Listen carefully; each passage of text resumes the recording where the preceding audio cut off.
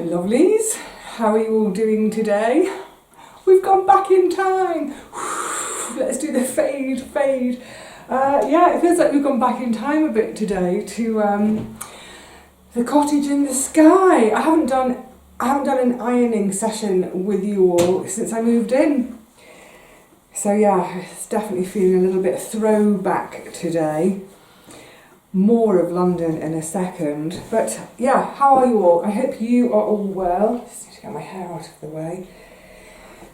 I'm fine. We just happen to be having a bit of grotty weather. Hang on, quick spritz. I love this iron so much. Yeah, the weather's just, well, we're supposed to be having a storm today. I'm looking at the trees opposite and they're continually shaking, and then every now and again they're sort of going sideways. So there's definitely some strong wind out there, but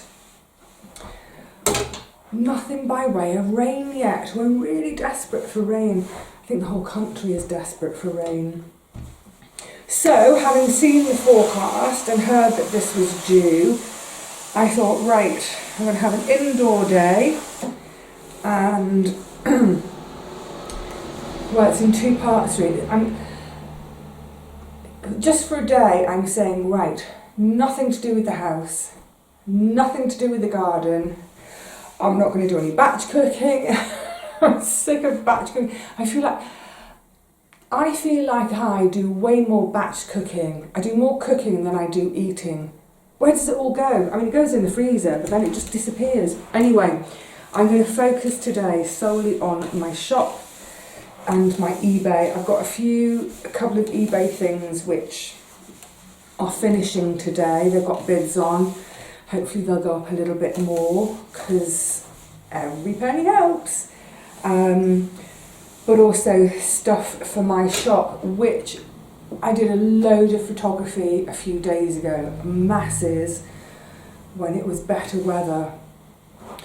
It takes a while because to do it I have to move the furniture around. It's a bit ridiculous. I've got it down to a fine art now, and so generally what I try to do is have once a week, certainly once a fortnight, a shop day which starts at about 8 in the morning and goes right through till 10 at night.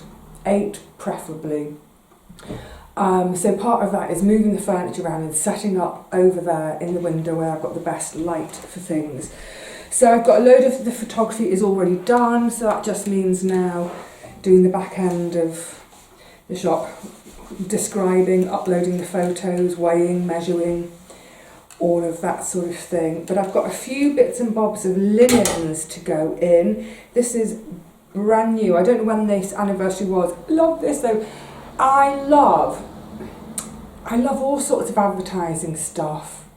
Yeah, tins, what have you, but this is so cute.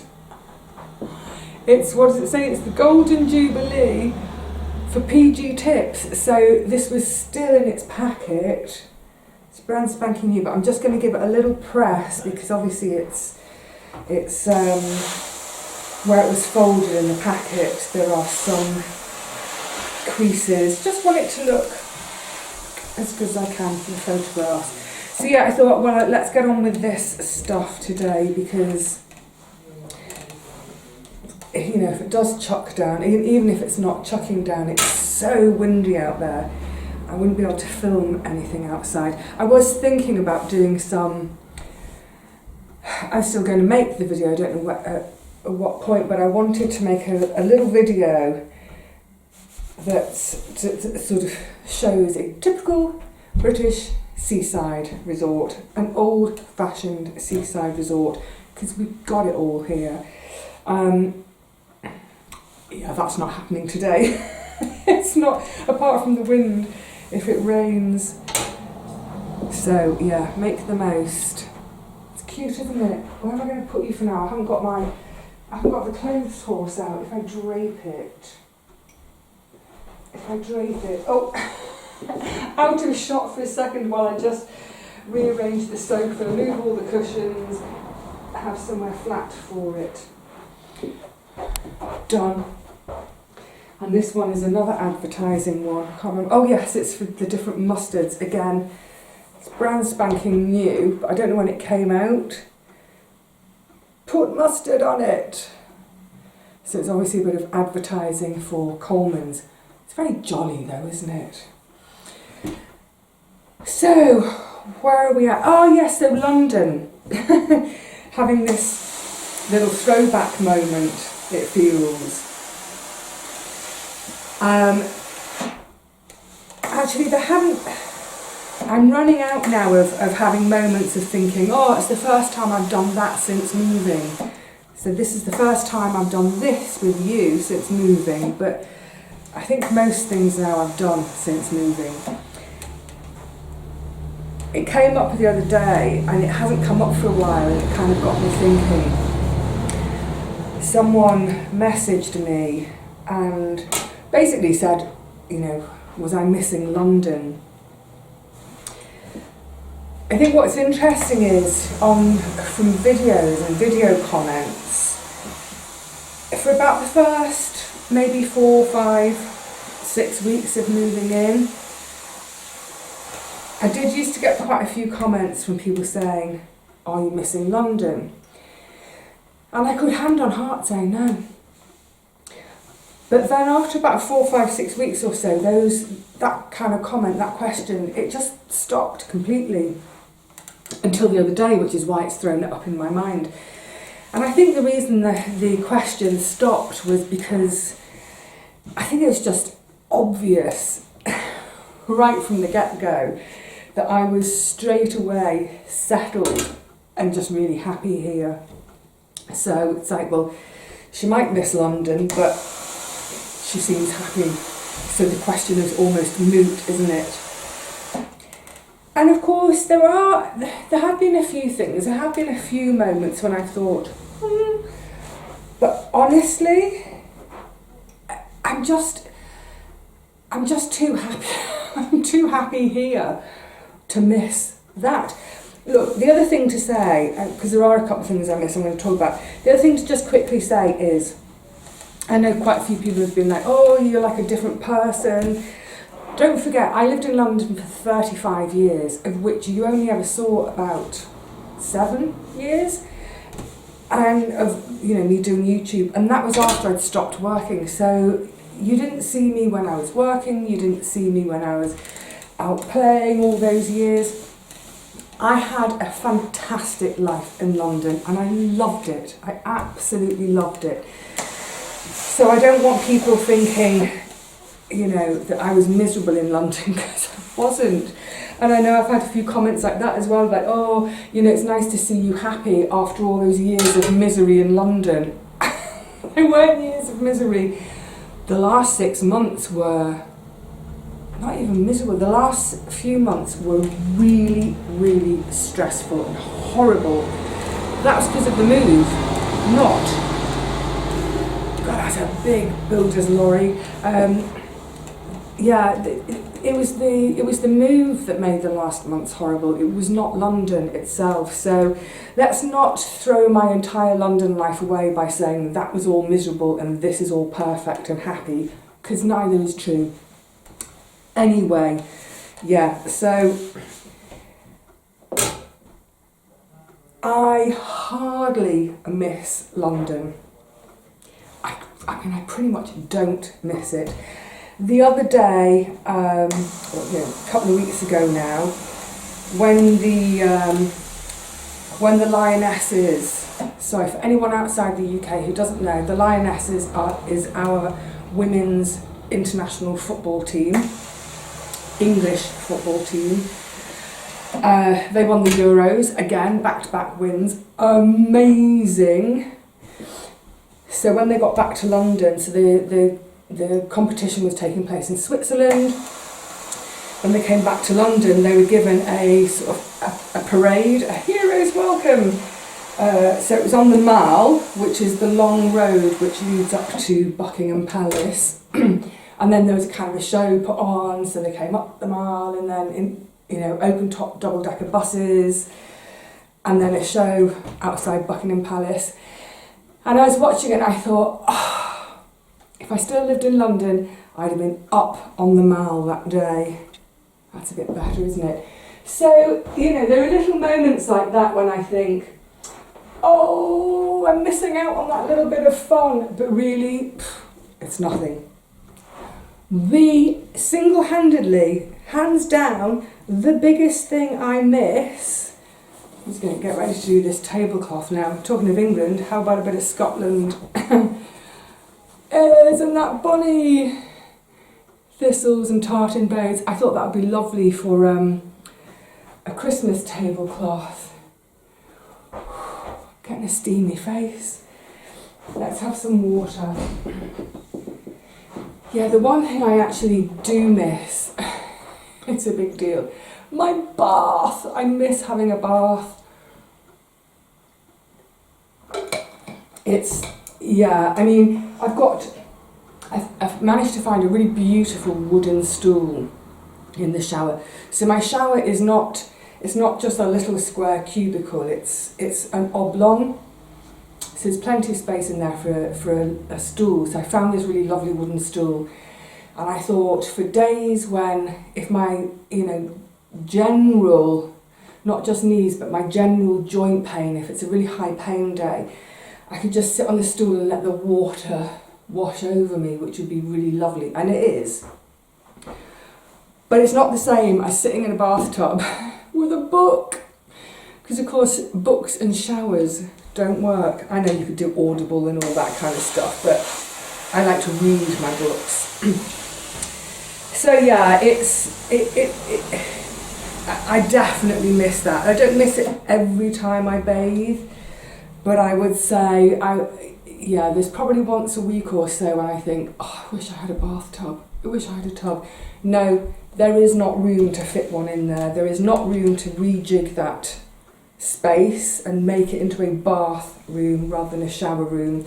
There just isn't the space, but also certainly not any time now or in the near future. There's just not the finances to do it. That would be a huge job. But actually, it's a moot point anyway, because there just isn't the room to rejig it. I did think about it before I bought the place. It was on my mind. But actually, you know, in many ways, the shower is better because I'm not having to climb. Because I could, let's say it was feasible, just about feasible, to put a bath in there. Let's say I put a bath in there now. And then in 30 years' time, when I'm into my 80s, like right now, take the bath out and put a walk-in shower in there because I can no longer manage to climb in and out of the bath. I'd have to change it again. I know 30 years is a long way away, but yeah, I'm not faffing with that. So yeah, I miss the bath. I should have said to start with, of course there are people I miss, but we chat on the phone, and you know, there will be visits. Obviously Richard and Paul have been to visit, and they'll be back again before too long, and I've got other friends penciled in to visit. And I'm sure that will go on and on. But then, you know, that's been the story of life for the last 20 years or so. Yeah, at least 20 years, where over time, all the friends that I used to have in London, everyone's gradually, well, not everybody, a lot of my friends have moved out of London. So I'm used to this life of having my friendships over the phone or, you know, as a video call, that sort of thing. And then, you know, the occasional, maybe once a year meet up. So like I said, that migration of friends has been going on for years, and they're all over the place. Some of my friends aren't even in the UK anymore. And certainly they are, you know, in the far north, some are in Scotland, where else, on the south coast, but not my bit of the south coast, in the southeast. So yeah, I do miss, I miss some of the people, but actually even then I think, well, I don't miss them that much because we talk, you know, we text, we email and swap photos. So, you know, like we say with Gary at the allotment, slightly foxed. we chat on the phone, but also, because my phone doesn't do, I haven't got a smartphone, we email each other with photographs of how our gardens are doing. We still really want to know how each other's gardens are doing. That's lovely. And then obviously, you know, phone, it's like, well, yeah, we talk a bit about the garden, but we talk about anything and everything else. So yeah, don't miss people as much as you might think I would, because we're in constant contact. The thing I do miss, and this is a bit of a weird one, is I miss heat. It's undoubtedly, it's, you know, London, it's a city, in the summer it gets really hot. Actually, the cottage in the sky was at times unbearably hot. That summer when we had it was 42 degrees outside. Please don't tell me that that's nothing compared with where you live. It doesn't matter about where you live. For London, for the UK, that was really, really hot. And that was the summer when the temperature in my flat got up to, I think it was like 48.7. 48.7. Just let that sink in for a minute. I mean, that was obviously unbearable. But aside from that, I actually 25, 26, 27 degrees, I love that. That's my happy temperature.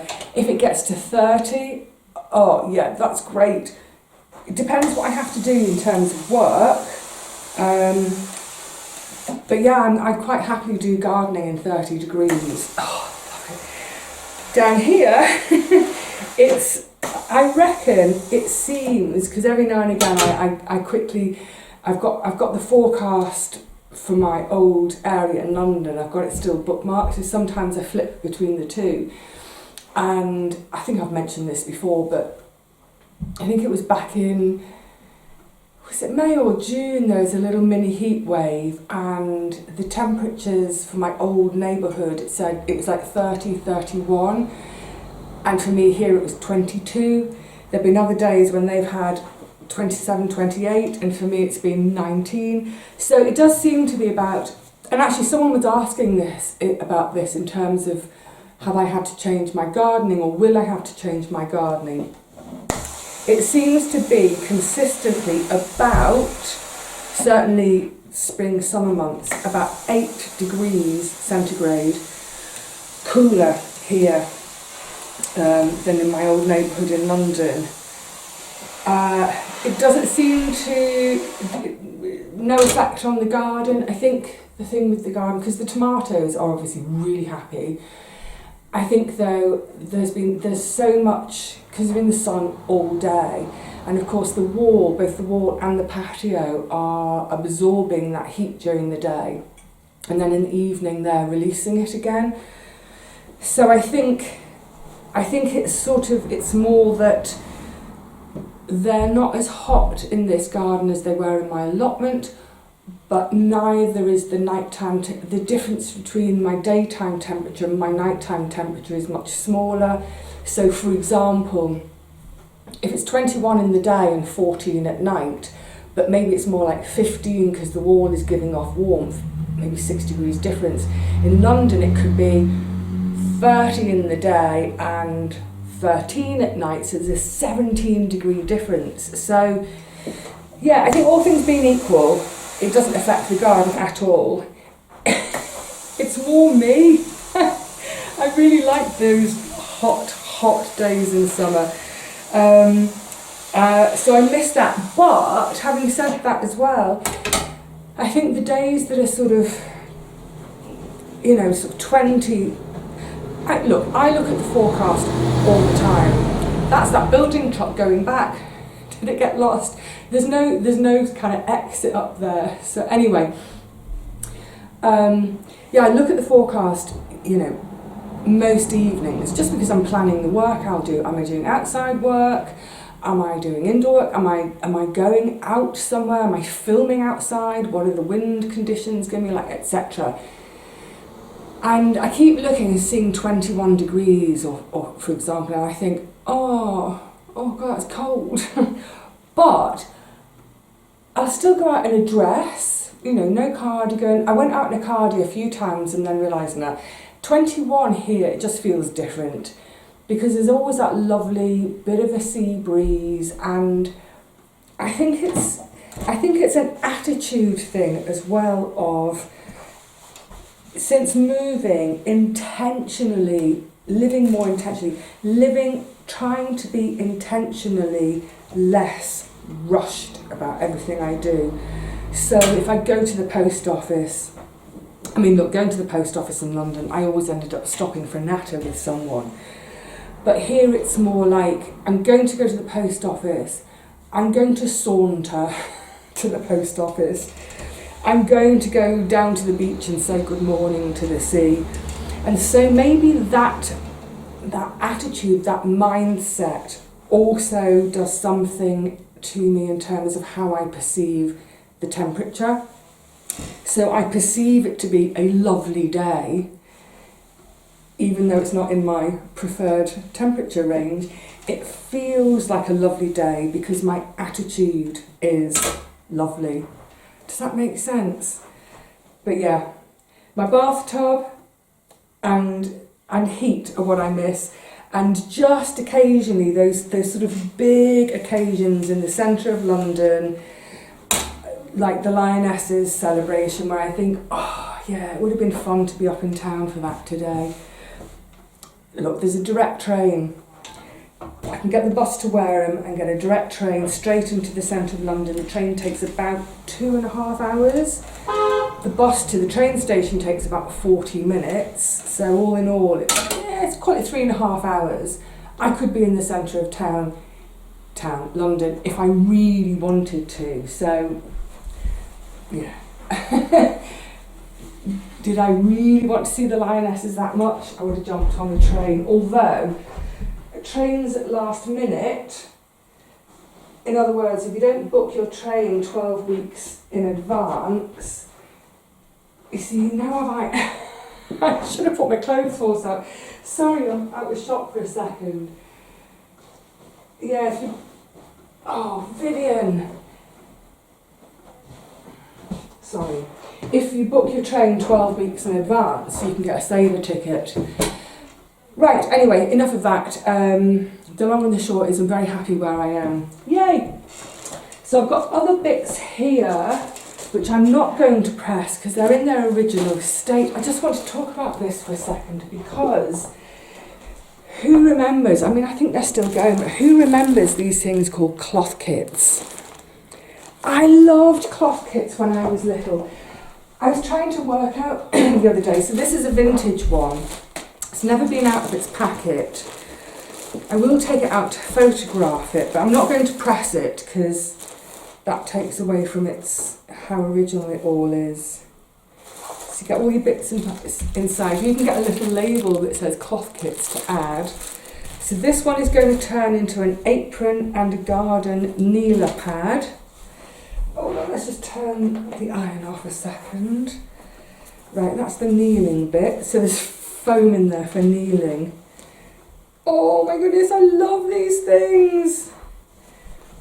Oh, it's really thick as well. It's really thick canvas. So,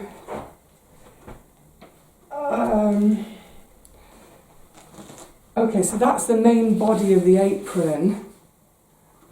And the blank bit across there, that gets filled in with, which is, I think it's the bit that's along the top there is a pocket, and then one bit becomes the kneeler. It's gorgeous. Do I want it for myself?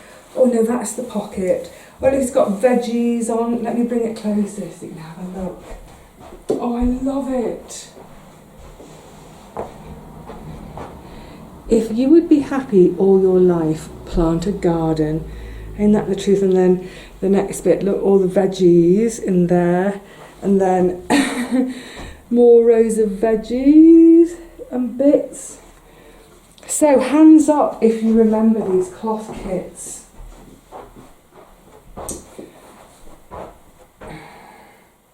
It says it's a slight second. I can't see where it's a second. I'll have a closer look, obviously, because I'm photographing it. Yeah, if you don't know Clothkits, I think they are still going. This is, I think the reason I love these so much is it's just an absolute whoosh of nostalgia, because I was given one and it made a kind of a teddy bear ragdoll type thing. I can sort of see the colours of it, and I must have been about 4 or 5 years old because it was before my parents got divorced. It's in that, I can picture myself in that living room of that house opening this thing at Christmas, this Clothkit, and it was probably the first proper thing I'd ever sewn, as in I'd learnt to sew already, excuse me, I'd already learned to sew, but everything I'd made was very much sort of from scraps of fabric, trying to make little, you know, a little dress for a doll or a little jacket for my teddy bear, what have you. Anyway, so I absolutely loved, I thought that present was just the bee's knees. It made me feel grown up and responsible, and it might have even been the first time I was allowed to, or, you know, was shown and allowed to manoeuvre the sewing machine. I was probably 5. How old was I? I was, yeah, so my parents divorced before I was 6, so yeah, maybe I was 5. Anyway, I was really little. So I loved them, and I remember there being some at my grandparents' house. My grandma had some in her sort of sewing bits, and I remember doing a big sort out for Auntie Teapot, and she had one in one of her drawers. So I think there's something about them which I think they represent, yeah, there's definitely nostalgia there, and maybe there's something to do with feeling safe and secure, and it's, yeah, I don't know what it is, but, and then they always come with their instructions. So, the light's awful today. I might get the studio light. I'd really like to get all this photographed and uploaded today, because then I can stash it out the way safely. It's back to that thing about not having work, piles of work all over the place. So that I will deal with in a second. And then I've got 2, I reckon they're from the 1950s, 2 linen tablecloths. I'm going to come close and show you again. But they're the ones for embroidering yourself. So some of you may have bought one of these at some point that's already been embroidered. You might have been to a flea market or an antiques shop or whatever, and this is how you find it. But what you may have not realised, if you're my age and younger, is, do you see here, we're getting less and less stitches as we go around. Let's come all the way to here, less and less stitches. And can you see how that faint blue? So these came as kits. So the kit would have come with, well, you could buy them in different ways. I don't think I dare iron it because I think the blue might come out. You could buy them in different ways. You could either just buy the cloth, so it's lovely linen. Now normally, when I'm selling vintage linens for the shop, I'll give everything a clean, a wash. I say clean as in soak, stain removing if I can, give it a wash and then give it a press. But this I won't, because the blue on it, the pattern to follow, it comes out in the wash. That's the whole idea with it. So I can't wash it. So yeah, anyway, as I was saying, so you could buy these kits, you could buy just the cloth, and it's lovely linen, it's beautiful, it's really good quality soft linen. I have to think carefully about the price. So you could get just the cloth, or you could buy the whole kit, which will be the cloth that's pre-printed with the pattern, and then you get all your selection of the embroidery silks and instructions, a colour chart, which colours to do them in. lovely. So that one is hardly anything at that edge, but then and then there's quite a bit on that edge that's been done. I love that. I absolutely love it. It's the sort of thing, one day, in 10 years' time, I'll reach retirement. It's just, the idea of not having to slog my guts every day, it's the sort of thing to do some embroidery that I would like to do. But so far in the future, no, I'm not going to keep this. And then there's another one, sweet. It's had even less done. If you have a look, it's literally, hang on, let me come closer. I come all the way around the iron. The iron takes up so much space these days. So you can see, oh, let's start in this corner. So again, you see the blue, the print is printed on the pattern. So this person who started it, they've got their green thread out to do the stalks. And likewise in the next corner. And then in this corner, they've just started to fill it out a bit more with some French knots, little French knots for the middle of that flower. Oh, and they've put the leaves on too, so you can see how it builds up. You can see that when you see a finished one, it makes you appreciate just how much work has gone into them. But anyway, when I saw these not completed, I leapt at the chance to buy them for my shop, because I just think they're really lovely.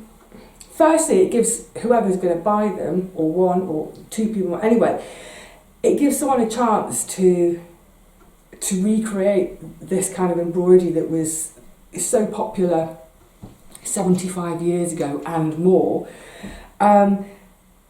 They're just it's such a lovely glimpse into the past, but which can be relevant today and enjoyed today. So yeah, I'm not going to risk pressing them in case, or certainly not with steam, because I don't want to lose the pattern. But lovely little curios. They will go in the vintage stitchery. Oh, I would like them to get them a bit flatter. No, I think we can forgive the creases for selling it in its original state. Right, what else is on the agenda today? Something I saw. Should we have a sit? Maybe we'll have a sit. Eek! I just looked at the time and I realised I've been gassing for ages already, so I'm going to wrap up now.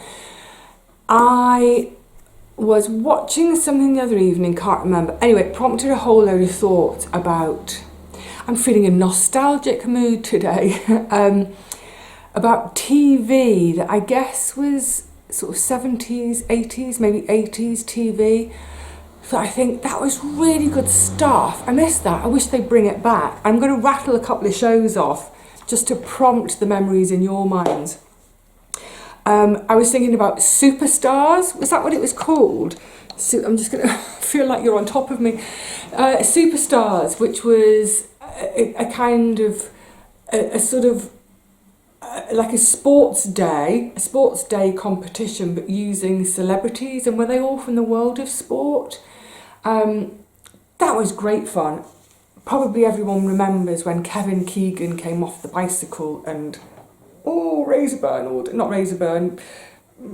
track burn all down his side. But yeah, Superstars was great. Paddles Up. I loved Paddles Up. Paddles Up, again, a really simple idea. It was whitewater canoeing. Was it canoeing and kayaking? Anyway, it was whitewater paddling, paddles up. And it was usually from somewhere in North Wales where they've got good whitewater rivers.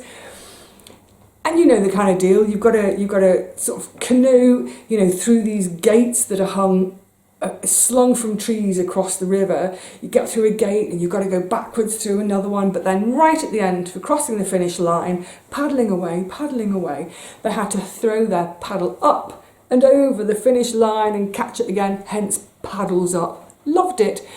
And in a similar vein, but even more of a favourite, Kickstart. Do you remember Kickstart? Vroom, vroom. Okay, again, for those who don't know, Kickstart was, and these programs were all so low key, and these ones weren't celebrities, they were just ordinary folk. I think the paddling one, they may have been like serious paddlers, but not anyone, not household name. Kickstart, so motocross bikes, like dirt bikes, what, I don't know what they're called, but it's like a motorbike, but not for the road, for cross country. Is it motocross? And they had to cycle their bike, and it was an obstacle course, so they might have these great big piles of jagged rocks, and they'd have to moto up them and then get onto the top rock, and they have to then balance for 5 seconds and then come down. And they might then have to go up a little balance beam and then across a balance beam and then drop down a level onto another balance beam that went at 90 degrees, and yeah, bonkers what they, skills, really skilled what they got these people to do on their motocross, I think they're motocross bikes. I loved Kickstart. I want to see Kickstart brought back. Get rid of all this Love Island nonsense and Big Brother and all that kind of reality people nonsense. Get rid of it all and bring back Kickstart. But the one that I was thinking about that came out of these thoughts, a programme I really want to see brought back, and I want to see it brought back in 2 ways. We had a programme called Tomorrow's World. Judith, I can see the presenter, Judith Han. Was that her name, Judith Han? That doesn't sound right. Judith Han. Anyway, so Tomorrow's World was, I think it was a half-hour show, again, through the 70s and 80s. I don't know when it finished. It feels like it finished in the 80s. But it was a programme about technology. So anything, any sort of experimental technology of that moment, they would show and demonstrate on Tomorrow's World. Excuse me, I can't remember if they ever did the internet, for example. I seem to remember them doing a fax machine, and I seem to remember them doing a cordless, therefore essentially a mobile telephone. But there were all sorts, it was all sorts, it could cover medicine, all the different sciences, so it was any advances in these sort of sciences and technologies. That was what the programme was all about, cutting edge science and technology. Great show. And what I'd love to see, I think we should all write to whoever, who do we write to? There's that blimmin' truck again. Sorry, getting distracted. What I'd love to see, I think this would be a fantastic idea if a producer picks this up. Remember, you heard it here first, copyright Vivi. I would love it if they went back to the archives of Tomorrow's World, show us, I'd love to see the whole episode again, but show us, like, say it was the fax machine, show us that very first time they demonstrated a fax machine on TV to say, this is Tomorrow's World. See where the title comes from? Show what it was, show what they were showing us in, like, say 1979, and then look at today's technology. I mean, fax machines wouldn't matter because we don't have them anymore. But the mobile phone, the phone without wires, would be a perfect example of just how far that technology has come.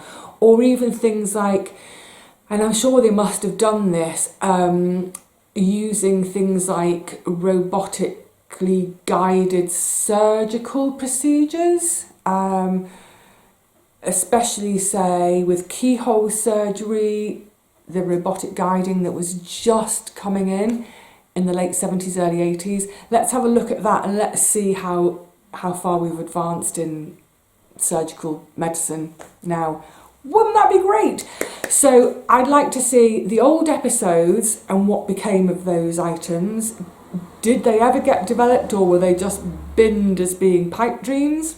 That would be great. But also, just in general, I think a regular programme now in current time with current technology and science, I'd love that. I'd absolutely love it, because, you know, it's exponential, isn't it?